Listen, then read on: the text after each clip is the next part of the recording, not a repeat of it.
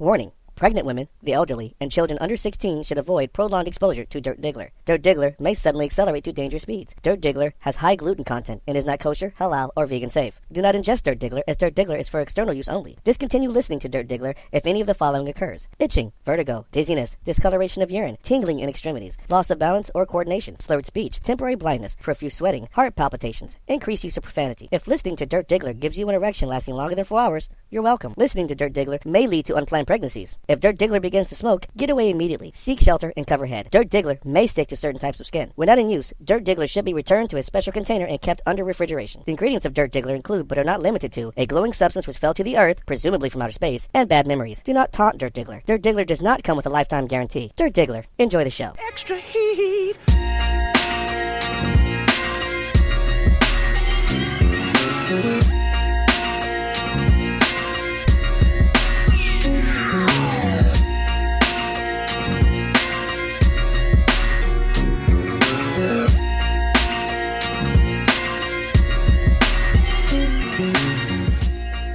Once again, it's it's Dirt Diggler, the dirtiest Diggler to ever Diggler for Dirt Good Diggler. And hey, we're back week number 2 in the new house, week number 2. And man, there are some things and some stuff to be talked about up in here today. Oh my God. I mean, just this morning, some crazy shit went down, but I'm gonna get to that. All right. So first thing, we're going to be covering why your division sucks, and we're going to be talking about the NFC South, right? So all my NFC South folks are the Panthers and the Aints and the Falcons and the Buccaneers. Today's your day, and you should feel like the special princesses you all are. All right, so we're also going to be talking about how I predicted Teddy Bridgewater's injury and how the Eagles traded Sam Bradford to Minnesota, and how Cullen Jenkins still sucks. You're probably wondering who that is, and I'll cover who that is and why he sucks. All right, so let's get into it. Let's get right into it. We're going to cover why the NFC South sucks out loud, right? So, yeah, there's a lot of folks who are kind of like the NFC South. I really don't see as having like hardcore fans. Like they have like fair weather fans for the most part, right? So let's just pass all that. Look. The NFC South sucks because it's a boring and feudal division, just like the NFC North is, but without the history of the NFC North, right? The NFC North was home of some of the oldest franchises that just happened to be really futile, but the NFC South is full of like expansion teams, and it's not a good look, man. I mean, just really boring, shitty teams, and really within those 4 teams, there's really only one wide receiver of note. Right, it's really like the other ones are just kind of like second tier guys. There's really only one really dynamic, outstanding wide receiver. All right, for the most part, unless the teams are doing good, the fans don't care about them. Any of these teams, right? I mean, there's like literally better things to do in all the places that these teams play, or even worse, getting to the game is such a pain in the ass. You just don't go. But yeah, the fans really are indifferent for the most part unless the teams are doing well, which can be said about a lot of teams. But the NFC South they just seem to have so much less actual passion, so much as just they use football to excuse their dickish behaviors as humans. Because, I mean, it could be anything, and these folks would just be total pieces of shit. But it is what it is. All right, the rivalries in this division are pathetic. I mean, we're talking about the NFC South here. I mean, I guess with that lack of history comes a lack of rivalries, but we're not talking about like a Eagles Giants or Pittsburgh Browns / Ravens, rivalry. We're not talking about any of those things. We're talking about like these 4 teams that no one really cares about playing football, and they're trying to generate a rivalry where there really isn't any. There should be a rivalry, right? But there just isn't. Like nobody cares. So, without further ado, let's get into why the individual teams suck. I mean, I swear to God, this division, this division had the Super Bowl runner-up in it, and it's still an incredibly boring division. I hate talking about these people. I really do. They're just so fucking boring. Anyway, getting into it. Carolina sucks, right? Cam Newton, who could, be a member of the Avengers, for the most part, is really just like he's a bitch, right? He's a bitch. I mean, he's He's a character from Django for the most part. I mean, the dude was like unapologetically doing his thing last season, and he made a lot of people upset about it. But then when some real stuff comes down, he just, he openly plays the role and says exactly what the company line is going to be. So for a person in his position to take that stance is inexcusable in our respect. He's not, what is he scared of? Right? I mean, we talked about this a while back. D and I did. We talked about the whole, what are they scared of? Losing money? I mean, yeah, that's it. I mean, you're a multimillionaire, you're a Super Bowl runner-up, you're not going nowhere. You don't have to necessarily side with any one person or thing that may be contradictory, but go out of your way to make a statement about how you don't agree and how and play the company line is just total rubbish. Either way, during the Super Bowl, this Avenger, this superhuman, allowed a Cowboys retread and some dude named Von Miller to totally destroy him in what is the biggest game of his life. And I watched that game, and Von Miller and DeMarcus Ware did come off the edge and dismantle Cam Newton. All 6'5", 260, however many pounds this guy is. They took his ass apart. And it really wasn't much he could do. I mean, it got to the point to where, for those who saw the game, he fumbled, and he had to debate, I don't know if I really want to jump in there and get that fumble. This is the Super Bowl we're talking about, right? This is the biggest game of your life. And he's playing the pros and cons of whether or not jumping on that fumble is the right thing to do. That's how you know you whoop somebody's ass, when that's what happens. But he got his ass whooped by a Cowboy who was cut because he was old, and Von Miller. So either way, Carolina also sucks because the team is run by Jerry Richardson. And if you don't know who Jerry Richardson is, for those who are over the age of 35, you remember how they made all those black people pay in advance in Denny's, and there was a huge issue? That was a policy set by Richardson. He owned Denny's at the time. He owned the Denny's franchise at the time, all of Denny's. They were the company was his, and that was a policy that he set in place for the most part. So Jerry Richardson, and if you ever seen him speak, he's pretty much I could see if DiCaprio's character in Django was real, the Candyland guy, if he was real, I could see Jerry Richardson being a direct descendant. There's probably a turnover folder for these folks on how to be rich pompous assholes. But yeah, I wouldn't be surprised if he was a direct descendant of someone like that, given his history.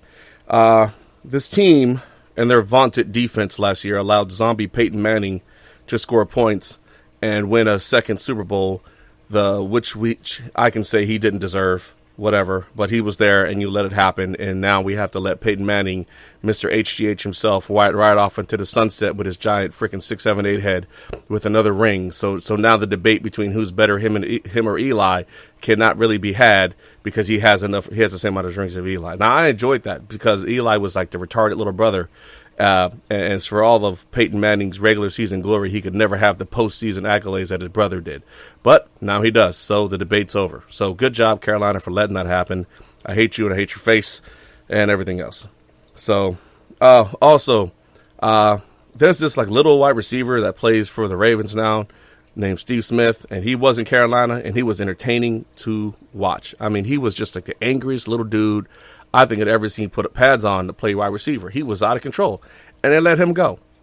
They let the most dynamic player they've had ever, I mean, not counting Cam Newton himself, the most dynamic player not named Cam Newton, they let him go. And he went to Baltimore, and he did some good things there.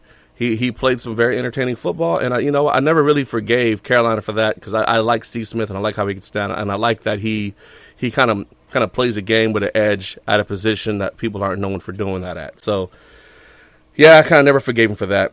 So, yeah, that's why Carolina sucks. I mean, there's a lot more reasons why they suck. In fact, you know what? If y'all want to jump on the Gmail later on and tell me other reasons why they suck, I'll talk about why they suck some more next week. I don't care. It's my show. I'll do what I want. Shit. Either way. So we're going to get into Atlanta, why Atlanta sucks, right? So Atlanta has Matt Ryan, Matty Ice. Matt Ryan earned the name.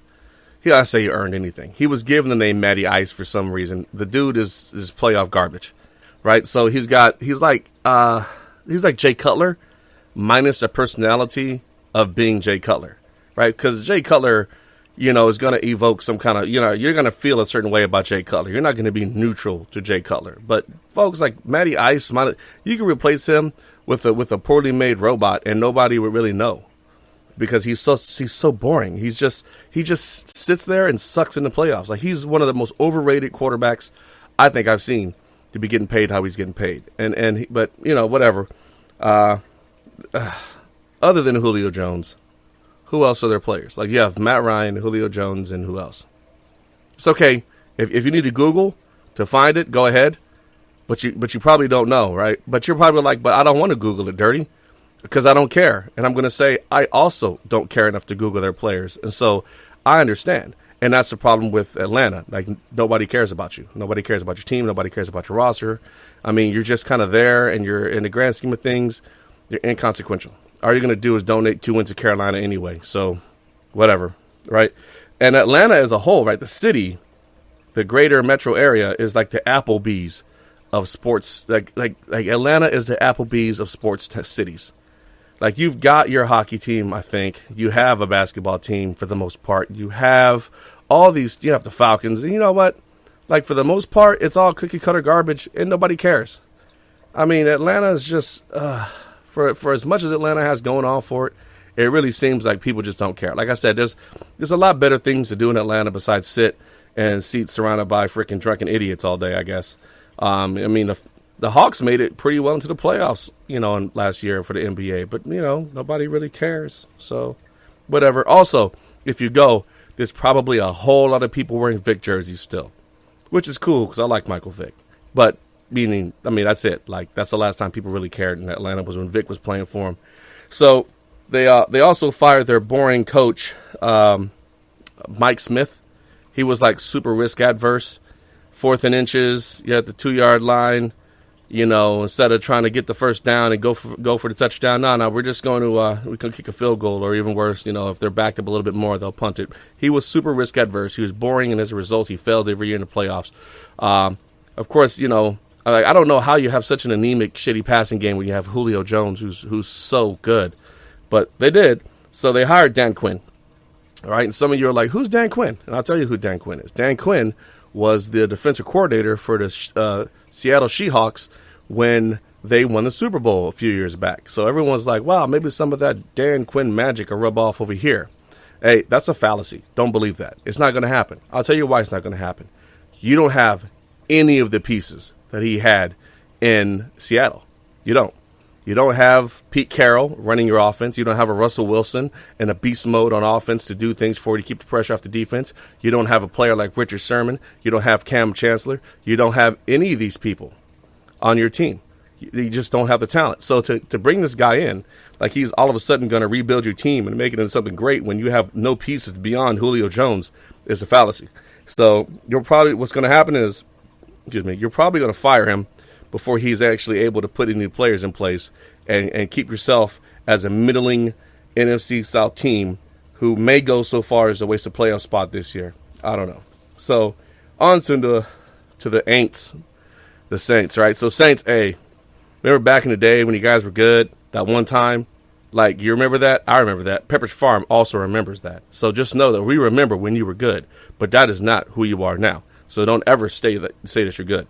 You got Drew Brees, right, who's also a boring person who's one of those folks who tie into the whole I'm offended because it seems like it's cool to be offended and I have a voice for some reason type person. But he's got no one to protect him at this point. He's got no one to run the ball for him, and he's really got no one catching the ball either. So as old as Drew Brees is, he's done after this year. I see him being forced into retirement via injury, so you have that to look forward to. Thankfully, you guys were smart enough to pick up some good backup quarterbacks just in case. Oh, wait. You didn't. You have Luke McCown and Garrett Grayson. Some of you may know Luke McCown, but it's not for a good reason. But I'm pretty sure none of you know who Garrett Grayson is. So, but you're going to find out this year. Oh, I'll guarantee you'll find out who those two players are this year. So that's going to happen. The owner's family may be actually trying to kill him. So for those of you who are paying attention to what's going on with the ownership of the Saints, this guy's got a big family, and I mean they're horrible people, and he firmly believes that his family is out trying to kill him so they can take the team from him. But I mean, I wouldn't mind. I don't care either way. But for those of you who were paying attention a while ago, if you watched what he was trying to do with that team after Katrina hit, then you probably will feel the same way I do. I mean, it's what it is. It's see, like New Orleans is a Soup Bowl, and when it flooded, he was going to take the whole team and like move them to Houston. Like this is, I don't think the Texans were a franchise yet, but he was going to relocate the Saints to Houston, like in the midst of all the Katrina happening, and then whatever, the world felt sorry for him. The universe gave him the Super Bowl, and now they stuck there. But whatever. Your head coach, Sean Payton, is a pill-popping alcoholic shit stain of a human being. And if it weren't for some unholy combination of intoxication and illiteracy, the people of New Orleans would know that. And they might want to say something, though. So some of you are like, what do you mean intoxication and illiteracy? Seriously, for those of you who don't know what I'm talking about, I'm going to need you to hit the Google or open a book or something, because Louisiana's got the worst school system in the country. And due to the French Quarter and all the festivals that are going down there, I just assume that everyone in New Orleans is stumbling drunk the entire time of every day. I mean, every moment of every day of the year. So, whatever. Tampa. Fucking Tampa. This one's for you, Vern. Hey. So, you traded up in the second round to draft a kicker who sucks. You traded up in the second round to draft a kicker who sucks. You did that, Tampa. You traded up in the second round to take a kicker who sucks. I haven't seen wow. Oh, so your kicker's got the yips. He understands that your dumbass is traded up in the second round to take him. That wasn't his choice, but you did it. You put the pressure on this poor kid. He's sucking out loud now, and his confidence is shaken. I can't wait to see him unravel and become like somehow a bust. Like, I never thought kickers could be busts, but this would be the first one. This would be like one of the only kickers drafted high enough to be considered a bust. And you did that, Tampa. You did that all on your own. You could have took this kid in the 4th, 5th, 6th rounds and been good. But nope, you traded up in the second round to draft a kicker. So you have that going on for you. Never forget, Tampa. Never forget.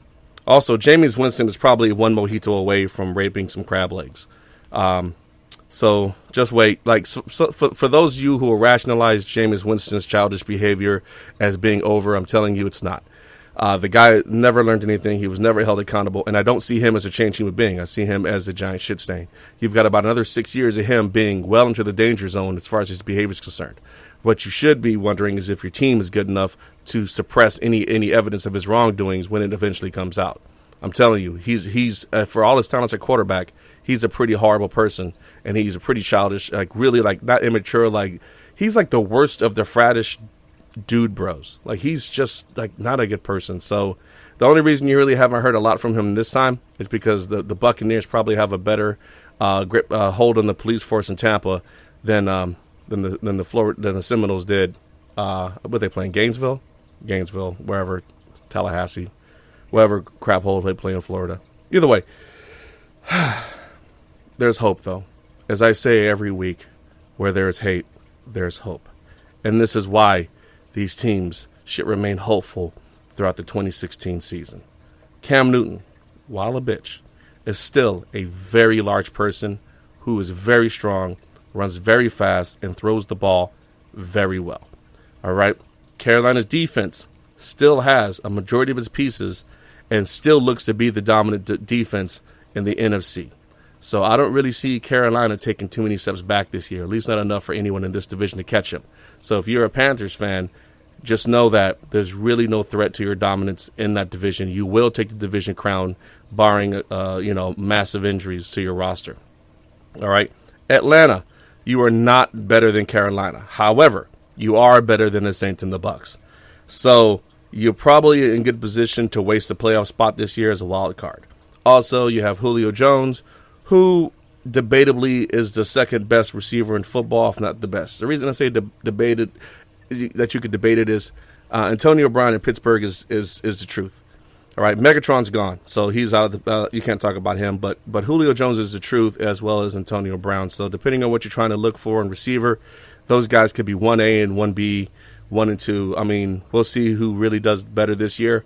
But both of those guys are serious, and Julio Jones is one of those two guys, and Julio Jones is the truth. I mean, I wish he was on my team. I mean, I think a lot of players, a lot of fans wish that he was on their team.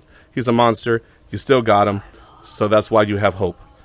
The Saints are hopeless because they are old and poorly managed. So if you're actually a Saints fan, just go back to bringing out the paper bags and referring to them as the Aints, because you're not going to do much this season. Just understand that. Just call it a loss, man. Like, I see the Saints, the Aints, being at the bottom of this division. I see Tampa beating them up. I see every team in this division beating that team. So without to make it easier to sell the team or move it when you want to move it, but whatever. So the Bucks.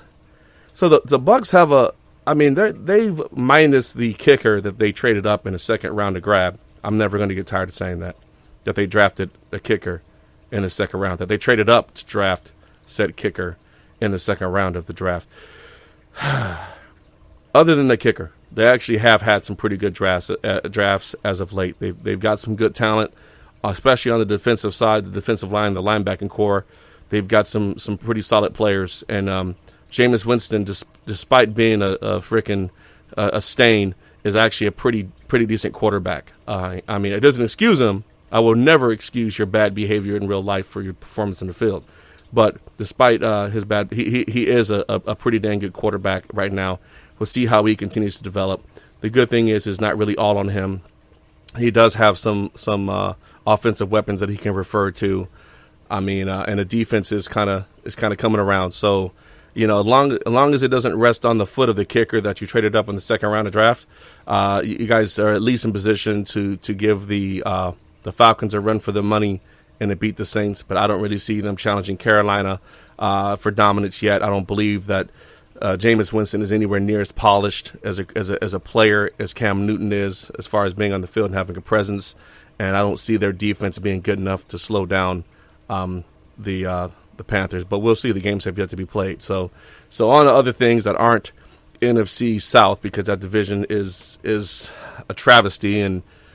But I mean, I guess if we're going to consolidate, futility, we should just consolidate it and not spread it around everywhere else. I mean, but hey, I kind of predicted that Teddy Bridgewater was going to get hurt in the last podcast, right? So for those of you who are paying attention to the news, Teddy Bridgewater suffered a really gruesome non-contact injury, right? The guy was just going through the drill. I think he was dropping back, and his leg shattered, left leg, completely torn ACL and dislocated kneecap. I mean, I don't know what he did or how he did it, but it was bad enough for players that were with him to be vomiting because his injury was so disgusting, revolting.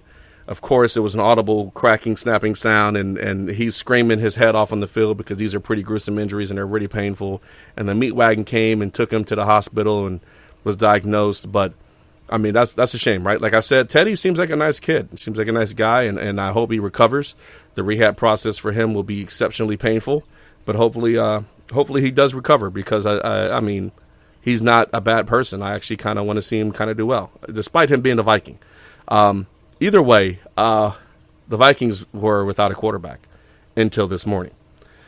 So apparently the Vikings contacted the good folks in Philadelphia, and they were able to finagle Philadelphia out of Sam Bradford. But I think Philadelphia fleeced the Vikings in this one, and this is why.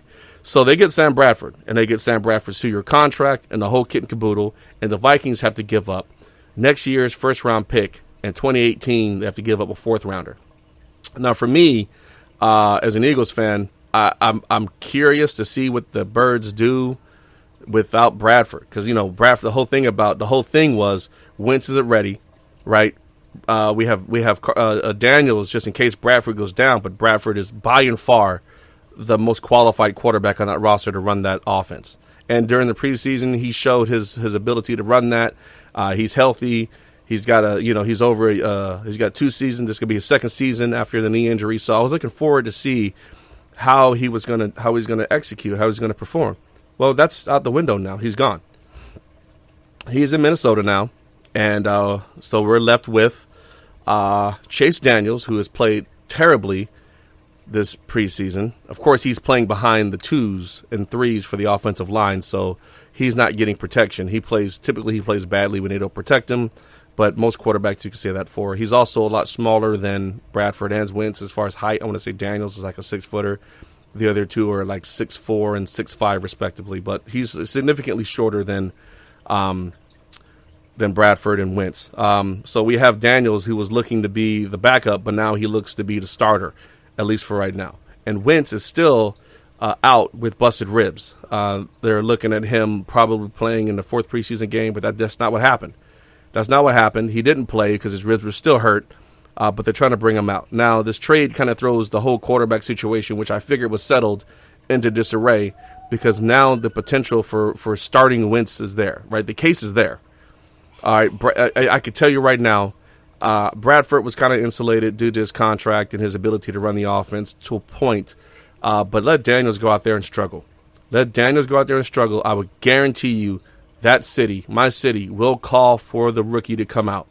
And I can only hope that when the rookie comes out, that he is prepared to deal with the NFL. I can just hope. I mean, we got to play Cleveland week 1, and I'm just going to say, look, good luck to whoever goes out there. But, yeah, the Eagles traded Bradford away for a first and a fourth rounder in 2017 and 2016, respectively. That gives the Vikings 2 years for Bridgewater to recover, and before they have to worry about the contract with Bradford. It does, however, throw Bradford into a disarray. I'm pretty sure he's not happy considering what he went through this summer. But then again, he's no longer an Eagle, so I don't care how Sam Bradford feels about all this. I don't. He can sit in his mansion and chill out, or he can whine and bitch to his agent. Don't care, but whatever. Also, Cullen Jenkins was, some of you may remember him. He was a Giant. He was an Eagle. And I want to say he was a Packer before all of that, right? So, he was a Packer. I want to say he won a ring with Aaron Rodgers. And then the Eagles got him in free agency, and he was like, okay. And then the Eagles let him go, and the Giants took him. And I guess he kind of was like, okay there, but kind of sucky. And then the Washington professional football team, ha. See, I could be taught. I didn't say it. I didn't say the word. I didn't say the R word. I said Washington professional football team. So the little bleep fairy who floats around my podcast censoring that word out because we don't do slurs here, the little bleep fairy who does that, I got your number. I got your ass. Anyway, so Washington signed him, and they just cut Cullen Jenkins. So Cullen Jenkins is a free agent right now. So there's probably going to be a team whose defensive line is pretty bad that's going to sign him and find out that he is, in fact, still pretty bad. Now, the reason that Washington signed him was they had let so many people go from that defensive line. I mean, Terrence Knighton left and a bunch of other players left, and I guess they were hoping that Jenkins was going to be somewhat of a carryover as far as talent to kind of mitigate their losses. Now, the folks that they let go, if you talk to a Washington fan, they'll tell you, well, that guy was underperforming and his contract was too big anyway. Listen, look, I'm surrounded by Washington fans right now at work. And I remember when I said they were like deluded. I seriously believe that. Like there's an active cognitive dissonance going on there. These folks really believe what they're being told. Like there's no evaluation. There's no examination. There's just okay. Well, the newspaper who's owned by Daniel Snyder said this, so this must be the case. Really? No. Like really no. No. Now I can see why half this city is populated by Cowboys fans.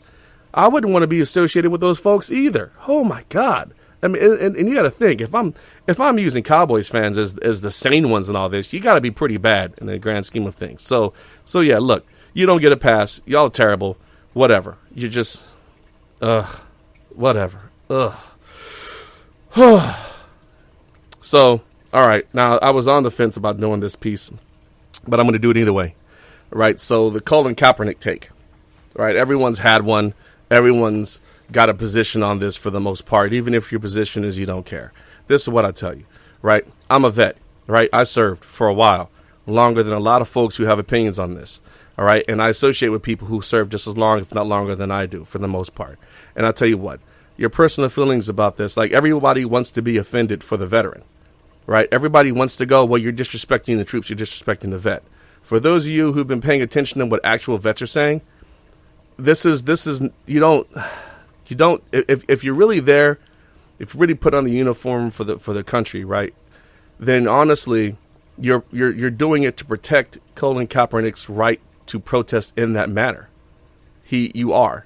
So you don't take it as a sign of disrespect. He is doing exactly what you are protecting him to do. Like, the Constitution is what you serve, right? When you put a uniform on and you stand in the footprints and you read your oath, you're defending the Constitution.